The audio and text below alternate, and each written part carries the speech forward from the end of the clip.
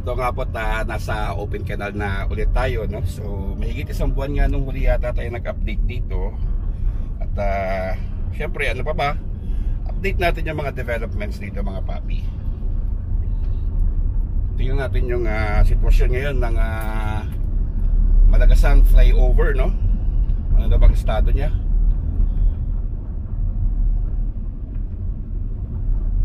So anyway, grabing ulan ngayon, mga paps, no? So pag ito mga panahon, definitely makaka-expect talaga tayo ng mga delays sa mga ganitong proyekto, no? Yung mga roadworks, dahil nai-impede nga po yan once na masama ang panahon. But we're still hoping na sana ay maabot nga po ngayong taon itong flyover dito sa Malagasang. Ayun, so nagkaroon nga rin po ng rerouting dito, no? So pwede na nga po makalabas dyan sa may Malagasang sa ilalim ng flyover. Pero from that point, yung sa may Gentry side, bound to Aguinaldo Highway kayo, no? Ang bawal pa rin po yung pagtawid from Malagasang going here dito sa open canal na ito palabas ng Aguinaldo, no? So kakanan pa rin kayo or kakaliwa para malabas nga po ninyo yung Aguinaldo Highway. Yung nakita nga po natin kanina na dumadaan, ang alam ko dyan lang yun sa subdivision dito na nakatira, no? So nakakadaan nga po sila palabas ng Aguinaldo Highway, except from yun nga, beyond the point ka nung Malagasang flyover dun banda sa may Gentry side, no? Bawal pa nga rin po pumasok. Pero yung from yung LTO Imus, no? Nagkaroon nga po dun ng yung parang rerouting nila. Yun nga po yung sabi ko na inopen na nga po nila yun, no? Palabas ng Malagasang. Siguro mga couple of weeks back lang yun, mga paps. And makikita nga po natin yun later on. Kasi talaga dati bawal may harang dun sa may LTO, Imus, di ba? Kailangan mong kumaliwa dyan sa Imus Boulevard palabas ng Green Gate, and then tsaka ka mag Nabu Coastal, no? Palabas ng Aguinaldo. But now pwede na nga po hanggang Malagasang.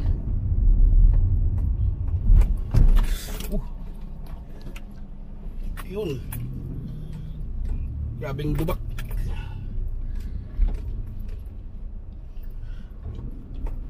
Grabing lubak yung mga paps.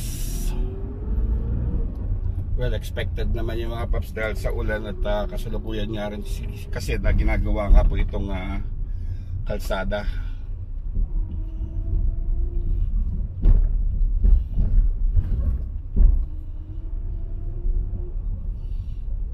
Ayan, no? So lilinawin ko lang ulit, mga paps. Ang sabi ko nga, yung mga taga subdivision dito is meron silang access palabas doon sa likod natin going to Aguinaldo Highway. Pero pag galing ka doon sa pagtawid ng Malagasang, palabas ka dito, hindi pa pwede, no?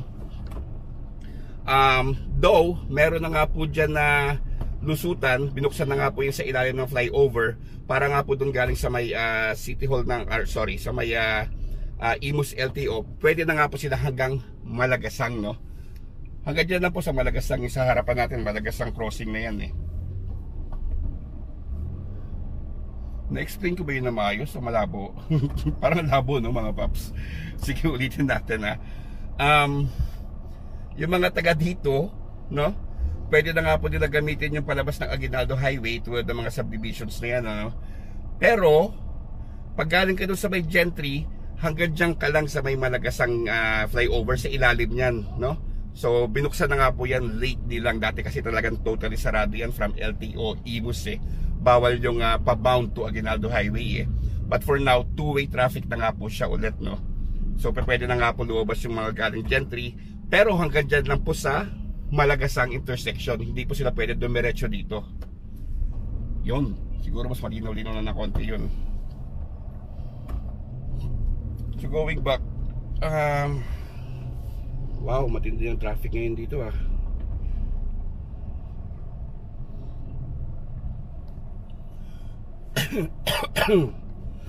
So kaya tayo lusot tayo dito, mga paps, sa kaliwang side kasi padiretso tayo ng kabilang side ng open canal.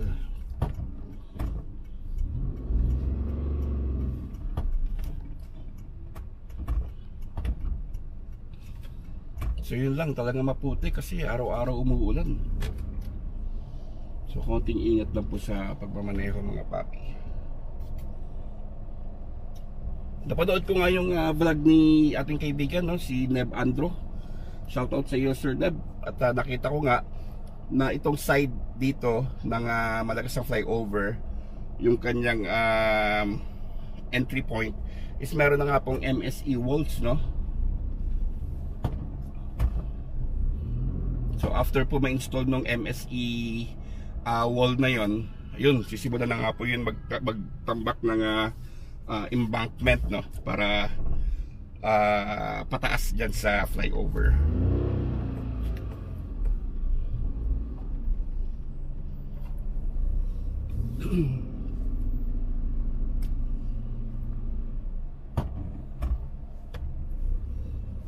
Matindihang car wash to mga papi. Sigurado ako ngayong weekend pag umaraw, punong-puno ang car wash. Ako siguro mga isang buwan na akong hindi nagpapa-car wash kasi ganun din eh. Nagpa-car wash ako nung huli, pag labas ko wala pang isang oras, buhos na naman yung ulan. So sayang lang din.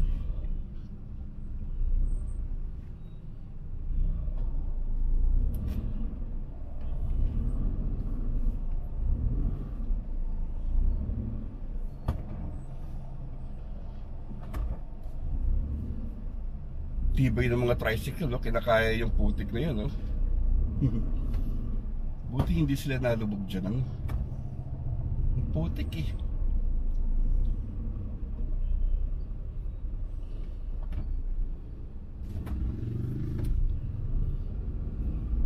May nagme-message nga rin po sa akin na para may confusion nga po dahil binuksan na yung sa kabilang side, no? Yung pa Malagasang bound. Kasi nga yung exit niya is nasa left side, no? So para ka nag-drive doon, nasa left side ka naman kasi ang exit niya dyan, kung nasan tayo nakaturo ngayon, sa kanan ng flyover, no? So hindi sa kaliwa, which is dapat 'di ba sa kaliwang banda siya. Dahil tayo right hand drive. But anyways, at least binuksan na nila, nang sa ganun nga maibsan na yung traffic dyan naman sa Green Gate, no? Kasi tinadtad nga rin po na reklamo yung matindihang traffic doon everyday. Dahil doon nga po nagdadaan ang lahat palabas ng Anabu Coastal para makalusot ng Aguinaldo Highway. Excuse me. Lagi na tayo inuubo mga paps. So ito, naghuhukay na sila dito.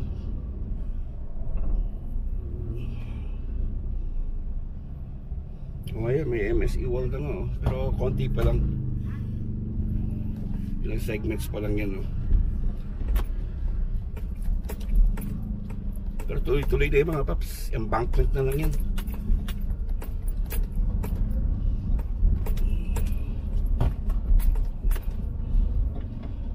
Pansinin nyo yung sa, hindi, sinara na pala yung sa right side natin. So ibig sabihin, bawal na ulit lumabas siguro, no? Kasi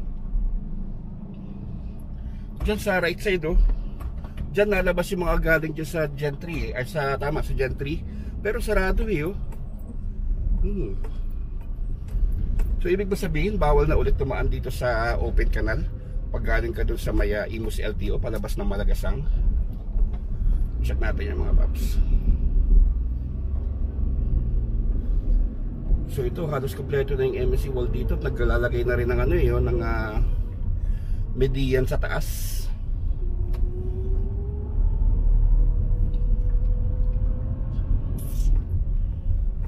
Tingin ko parang balik one way na ulit siya mga paps. Parang sinarado na ulit yung palabas dito sa Malagasang. Wala tayong kasalubong eh. Kasi nangyari dito yung mga pasalubong palabas ng Malagasang, nasa right side sila natin, ano? Pero ngayon walang gumagawa eh, o walang dumadaan eh. So baka sinara ulit. Baka one way na ulit siya, no? Hmm.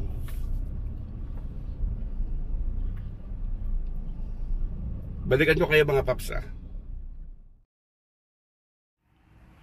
Okay, so ngayon nga mga paps, no, clarify ko lang ulit.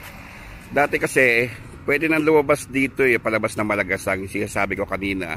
And then ang daan niya nga dito sa side na to, palabas ng Malagasang. However, meron na namang ginagawa ang Maynilad pala doon. So wala na ulit, one way na ulit siya, no. Ay hindi, meron pa rin nalabas. Hindi ko maintindihan mga paps kasi may mga sasakyan dito or baka papasok sa subdivision yan. Tingnan natin. Papasok nga sa subdivision. So wala na nga pong labas ulit, no, palabas ng Malagasang. Yan, Malagasang na kasi yun dyan mga paps. So yung mga sasakyan is papunta na lang talaga doon sa dyan sa Imus Boulevard, no. Pero yung pansamantalang binuksan dati na pwede nang lumusot yung sasakyan papunta dito coming from Imus Boulevard ay sarado na nga po ulit mga paps. Okay, ulitin ko lang, sarado na nga po ulit dahil mukhang one way na naman siya palabas lang dun sa Imus Boulevard, no.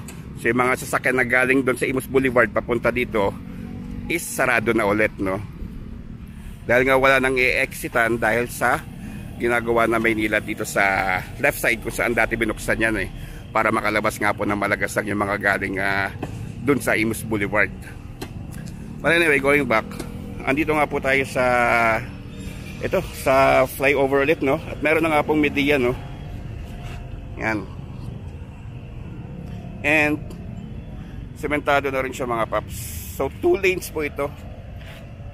Yan, yung kabilang side, yung isang part is sementado na, yung isa gagawin pa, no. Yan, so magiging 2 lanes nga po siya all in all. So meron na median barrier dito ang ginagawa na nga rin po dito sa kabilang side para isara na nga po yung bridge. So sementado na siya mga papi,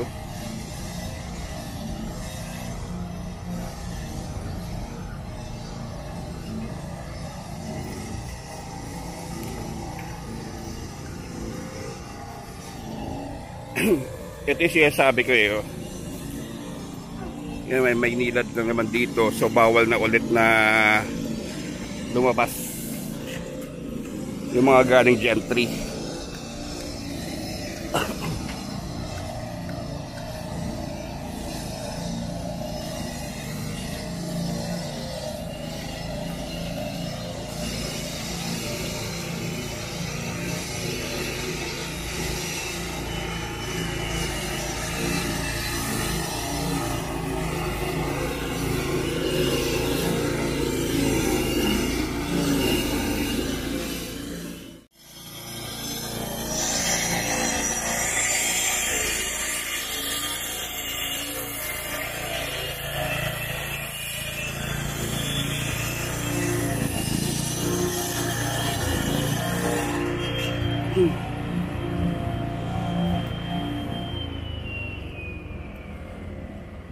Maganda na daanan, no? Sementado na mga paps, yung kabila kulang pa ng isang lane.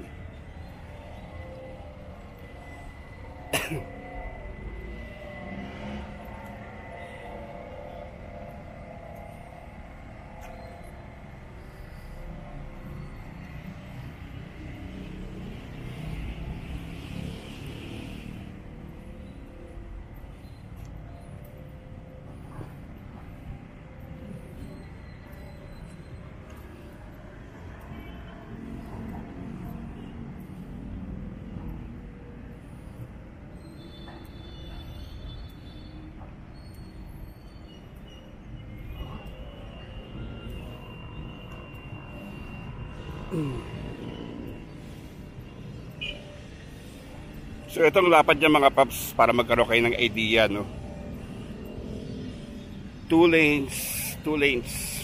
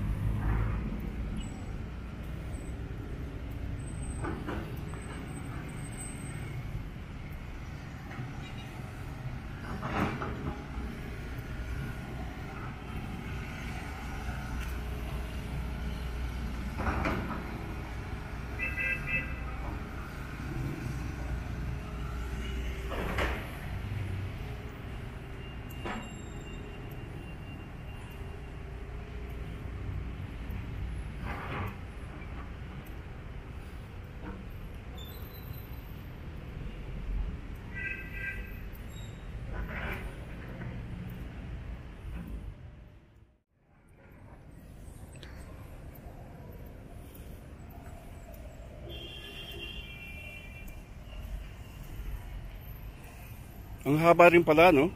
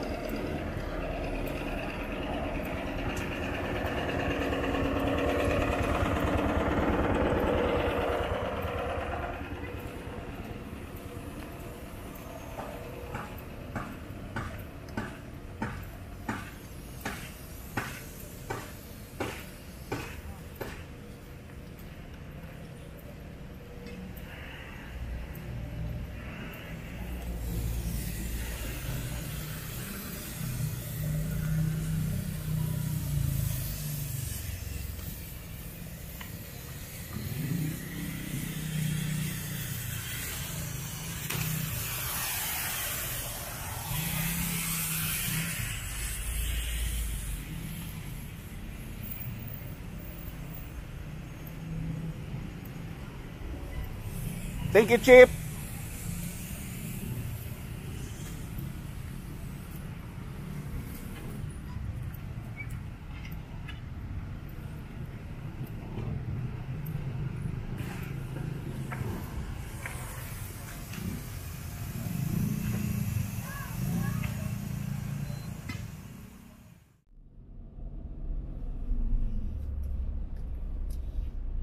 So, yun mga paps, no? Naipakita ko na nga po sa inyo yung improvement ng open canal flyover or ang Malagasang flyover, no? From the last time na more than a month na yun, ano? Nung nagpunta tayo. And then tulad nga po na sabi ko, itong open canal area na ito, no? Temporarily nga, mga couple of weeks back, binuksan na nga po ito sa being two-way traffic. Pero ngayon mukhang balik one way na naman po mga paps, dahil wala na nga pong lulusutan pa Malagasang, no?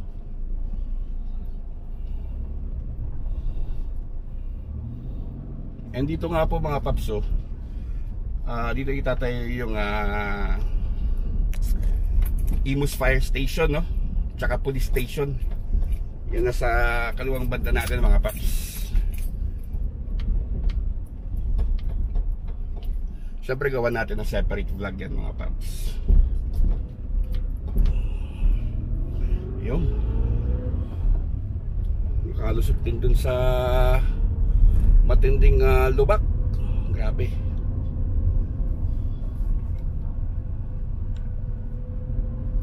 Ito mga paps, soon to rise.